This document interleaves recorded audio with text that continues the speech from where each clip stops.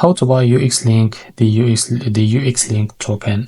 So as you can see, before we start, this is not financial advice. I'm not professional economic expert.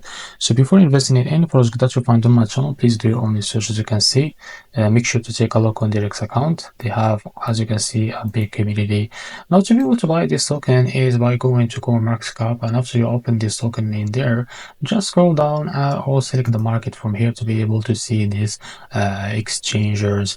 Now for this, if you use like Mixi or BNX or Gate.io or Bybit, it's available on these exchange platforms. For example, if you use Mixi, just click on it and they will redirect you to the buy page. So as you can see, make sure to log into your Mixi account. As you can see, now from here, just go and click on market, and as you can see, type how much you want to buy for this, and after that just click on buy to be able to buy this token. So this is how to buy the UXLINK token. If you found this video helpful, please like and subscribe. See you in the next video.